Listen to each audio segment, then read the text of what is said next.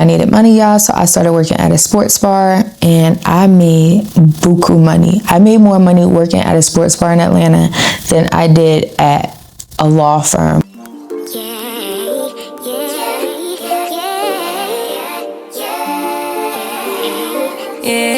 Hello, beauties. Welcome back to my channel. If you're new here, my name is Deisha Marie. And usually, you guys, I do wig reviews. I also talk about my motherhood experience, as well as my trying to conceive journey, because if you don't know, it took me many years to conceive. This video is going to be a little bit different. I realized I was going through and I was like, I never did like a get to know me. And that's really what I want to do. I want to just talk to you guys, connect with y'all, and, you know, just kind of chit chat. So I was born and raised in New Jersey.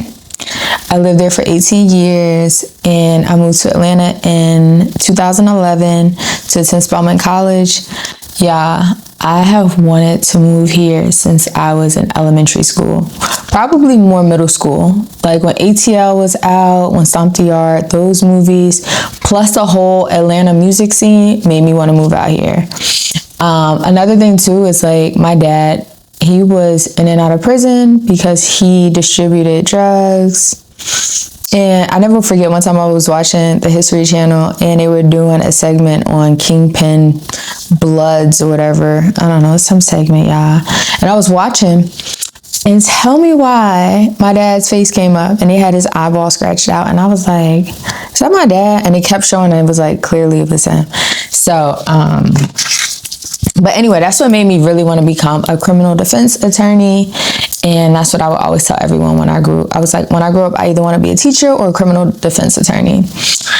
And so, yeah, I went to Spelman, majored in political science. When I was at Spelman, I did a few internships. I interned at the U.S. Parole Commission, where pretty much I work with the commissioner to try to find ways to reduce the recidivism rate, which basically means like, when someone goes in, when they go to prison, we want to make sure that they come out and they have resources available so that they don't fall into the same pattern that brought them to prison to begin with.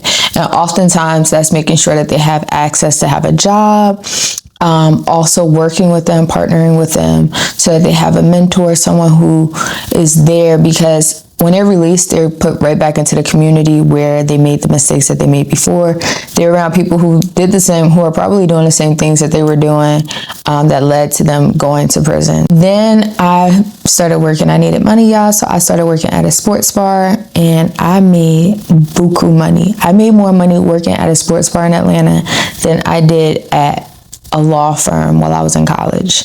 I loved it. I made a lot of money. The girls were super catty, but honestly, like, I'm so close with many of them. They're all bosses in their own right. Like, one is a flight attendant. She just got engaged and she's living her dream life. Another one, like, they own businesses. They definitely, I had a good group of girls. There's always one or two catty ones in a bunch. You just got to learn how to deal with them. But they have all done extremely well for themselves. And it's crazy because the ones who had kids, like, I followed them on Instagram. And the ones who have kids, like, now their kids are in high school. And I'm like, they were little babies. Like, what the heck? Like, where did the time go? After I graduated from Spelman, I worked for a law firm in Atlanta. It was a personal injury law firm. I did that for a year. I did not make a lot of money. I made like 40 grand. But you have to remember, when you're working at a sports bar, y'all, like, you're not getting taxes out of your money. Like, you make $2.13 an hour, and most of my tips were cash. So I made buku money. But working at the law firm, they started me out at $40,000 when I was there. And then I went to law school because I was like, oh, what they're doing, I can do that in my sleep. I went to law school and I passed the Georgia bar on my first try. That brings you up to 2019. I worked for a large law firm right out of law school. Loved it. Like, loved the people that I worked for, and they were so much fun. Then I found out about this other job where they were paying a lot more, and I made the switch. I wish I never did that, but I made the switch. The people were just stiff. Like, I never had any complaints about my work. Like, people always said I'm great at research. I always meet all deadlines. Like, I always got positive feedback. But yeah, so I got to bring it up to speed. So 2022, I meet my husband. I met my husband August of 2022. And I didn't know that he would be my husband. Like, honestly, before I met my husband, I had never dated outside of my race. I had never been in an age gap relationship. Like, the most, I think, dating wise, the oldest I've ever gone is 5 years older than me. My husband is 33 years older than me. So it was definitely like, I never would have predicted it, but it was so crazy. We met in Kroger, and I never will forget. It was like this energy, like this pull towards one another. And I didn't know that he was going to be my husband, but it was so interesting. Like, one of his friends is a psychic, and she said that we knew each other in a past life. I don't know much about that, you guys, but I do know for a fact that he felt very familiar, and I knew that we needed to know each other. So it was interesting, though. Like, we walked past each other, and I felt like this pull. And then when I was going to my car, he was parked right next to me, and I just started putting my groceries in, and he talked to me. He was like, hi, and stopped me. And we literally talked for 3 hours in a parking lot. And that was the beginning of forever. So yeah, like, it's crazy how life works. Like, life is so unpredictable. But yeah, so last year I was offered the opportunity to do a reality TV series. They wanted to focus on Black women attorneys in Atlanta, bosses. Yeah, I was honestly shocked that they were even considering me, because all of the other girls, like, they were influencers. Like, they have hundreds of thousands of followers. Like, I mean, they look like they're on model shoots all the time. They're on a runway. Like, they look amazing. And I don't have that. Like, I've always been more to myself. So it was interesting. I'm not surprised. I think one of the reasons why they chose me is because I don't talk about this, because I want you guys to get to know me for who I am. But my sister is my favorite lyricist. She's signed to Def Jam. And then my husband, he's famous, and his family, he comes from a famous family. So I think, like, that's why I was selected. Like, I'm not going to sit here and toot my own horn. I had a lot of great trial victories, but there are many attorneys, many other Black women attorneys who have far more, you know, accolades and have been on a lot more boards than I have.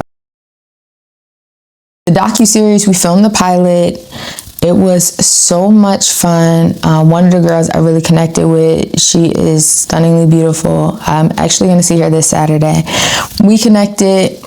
My firm, my job was like, yeah, once they found out about the series, they were concerned about how that would reflect upon a firm. I told them that I'm not going to say the firm's name. Like, I won't do that. Like, I don't have to. And they were like, well, people can look you up and they can see where you work. It's still a reflection of the firm.